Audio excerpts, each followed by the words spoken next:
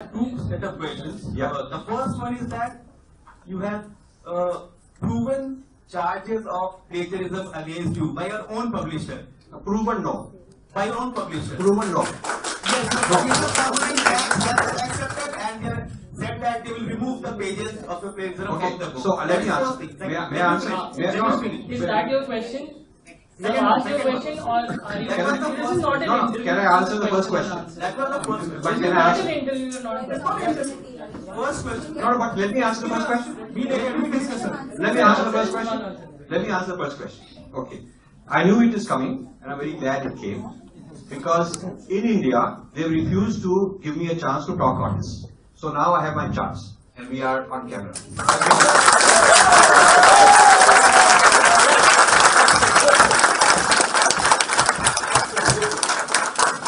So I will read out the notes I discussed with Ravi of the Hindu, and he was so impressed. He said, "Send me all this. We ought to have this published." Of course, he couldn't convince Malini to publish, and we have correspondence, him and me, over this. So I'll tell you what I wrote to him. First, plagiarism is a charge of theft. So if somebody steals your stuff, you take it to court. I challenged them to take me to court earlier, and I still challenge them. And I'll tell you why they haven't done it and why they won't do it.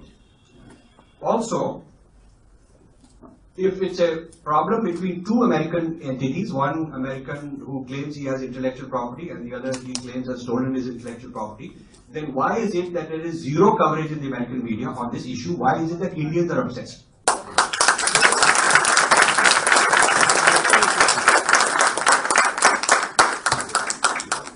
Why is it that so-called proof and all this has happened, which I will tell you is not happened because I have correspondence with my publisher. I have hundreds of emails back and forth I can tell you about. There's no such thing.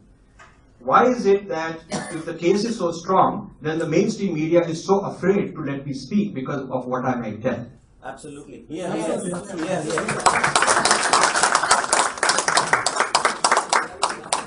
So now let me tell you a little bit about the situation.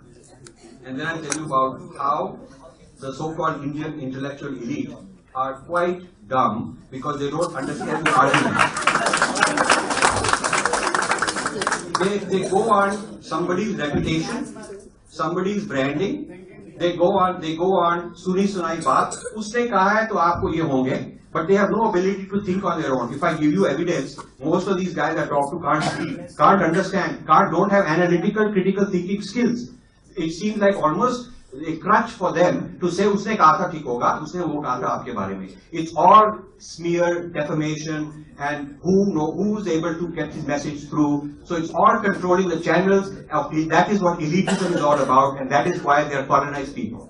Large part of Indian intellectuals are colonized because they can't think for themselves.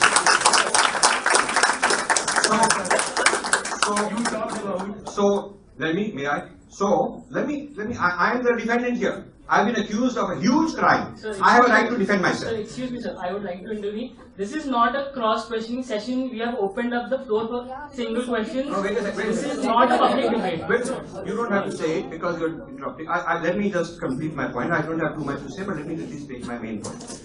Now I will tell you that a book was written by Nicholson. I don't know how many of you bothered to read it.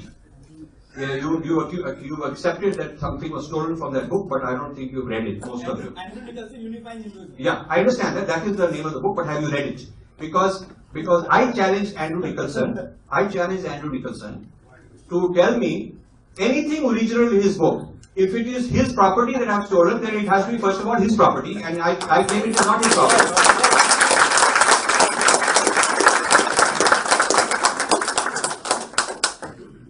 There is nothing original in that book. It is basically a paraphrasing and translation into English, into slick English, of things that Indian writers have written for the last few centuries. And most of these guys come here, they have a lot of money, they hire some pundits to translate things for them, they hire native informants to tell them things, and they will cut paste from here and there. And you can call it plagiarism if you want, but according to the American system, if you not use the actual words, you just plagiarize the ideas, that would not be called plagiarism. But if you look at plagiarism of ideas, there is not a single original idea, because they are writing the history of various Indian texts, and these texts were written long before any of these people were around. They have not even seen these original texts. They don't even know how to translate them. They basically cut and paste prior Indian works. So what I did in the new, to prove my point, I told the publisher, I will not correct anything, and I will tell you what the errors were, and they were copy editing errors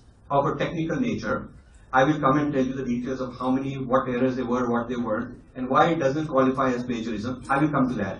But as a, or not revenge, but as a statement I was making, I said to the publisher, I will not correct any one of them. In fact, what I will do is I will replace the 10 pages of which was a summary of, it was a 10-page literature review. In your papers you do literature review. So I am doing a literature review of various authors. One of them was Nicholson, and I did a 10-page summary saying I'm doing a literature review of his book.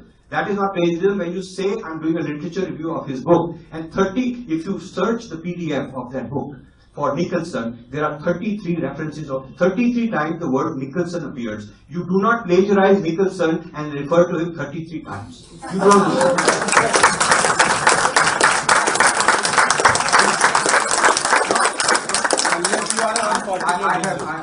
I'm about to finish. Outside, the original book is available. All you have to do is look in the index. May I please? All you have to do is look in the index, look under Nicholson, and see how many times, how many pages Nicholson is there. And if a man wanted to plagiarize Nicholson, he'd be a fool to refer to him 33 times. Okay, so when I mentioned this to Ravi, who's a smart guy, he said, is that true? I said, yes, I'm going to send you right now, as we speak, I'm going to send you a PDF. I'll be on the phone to do a search and tell me how many times. And he was surprised. He said, nobody ever told us that. I said, that is because you guys, without due diligence, just because a white man said something, you believed it because you have an inferiority complex. I told him that.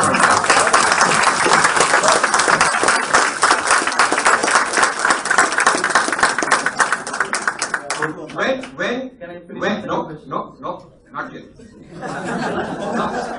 You gave me a chance, I'm taking the chance. So, when Nicholson's book came out, there was a print run of 500 copies. No, but you give me, no sir, I've been told I'm a thief, and I've been told I've been proven to be a thief, and I have a right to defend myself. No,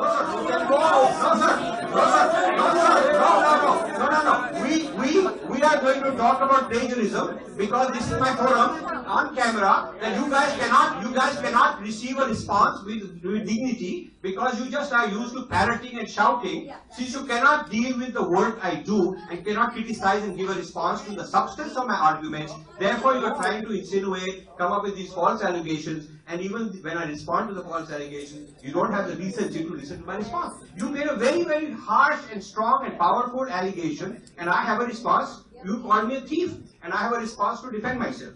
And I'm defending myself. Okay? Yeah.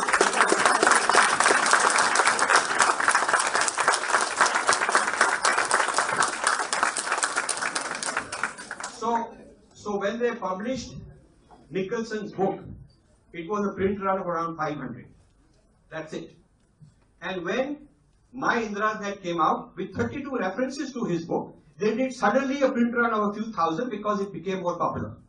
So, if your property has been stolen, actually your value has gone up and not down. You have not suffered a loss. Even if somebody had stolen your property, to prove in court intellectual property theft, you have to show that you lost something, you lost value. And I would show that he gained value because I quoted him 32 times.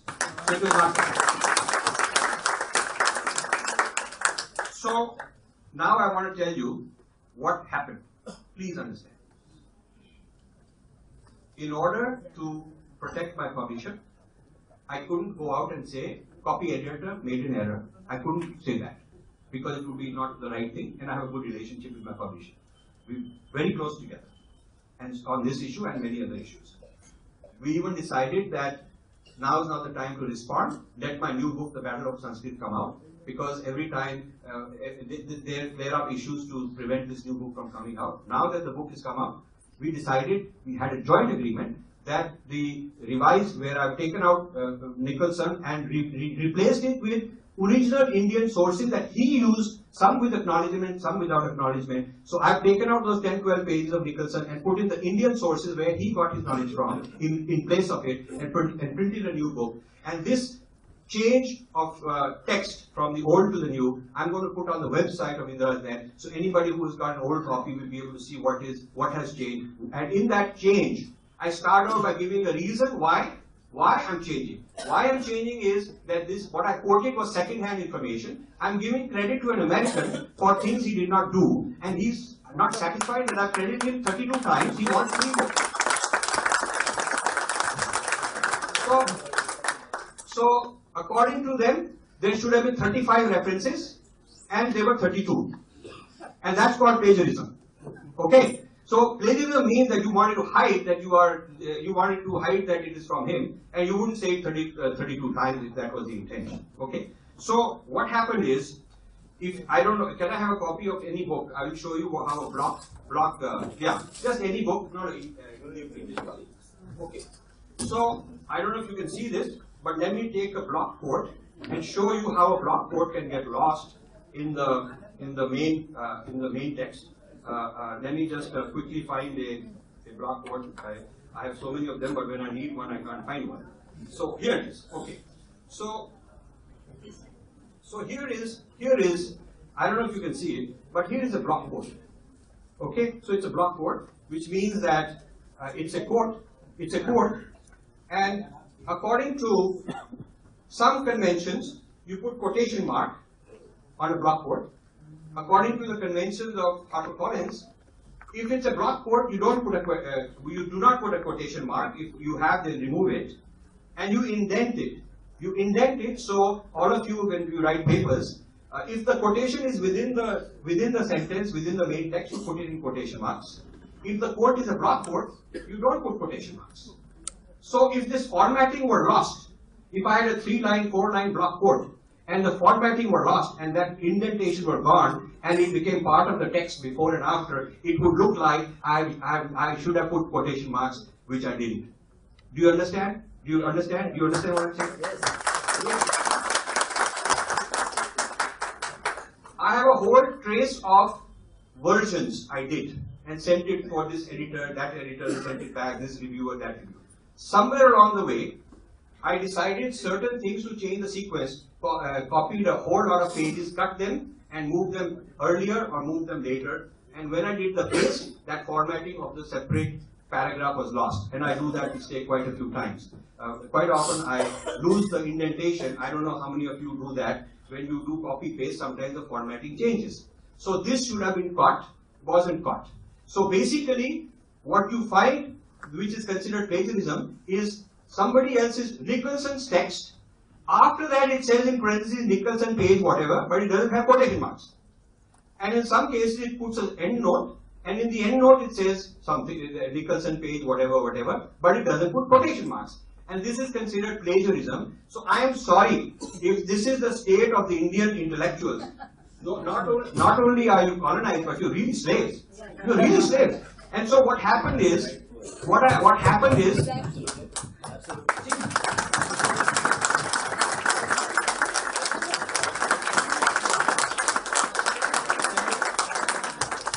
so what happened is that there was a white man who wait, I am a defendant, I have to defend myself. But I am giving a defense. I have been accused.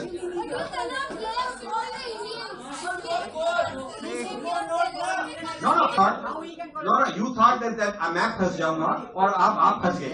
Okay, बात ये है कि आप फंस गए. Okay. I will move to the next question. No, wait a second. One more point.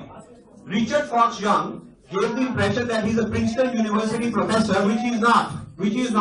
None of the people in the Indian press bother to verify, and these so-called intellectuals with academic rigor are supposed to verify the facts. None of them verified the fact that he has got nothing to do with Princeton University. He lives in a town with nearby, and he runs a Christian seminary. Nothing wrong with that. And he and I have had fights over a long time. So he thought कि ये बुद्धू Indians को बेवकूफ बनाना बहुत आसान है. So I will make a fool out of them by getting them to rally and support me. So basically, a person like that made an idiot out of some of you. That is what happened.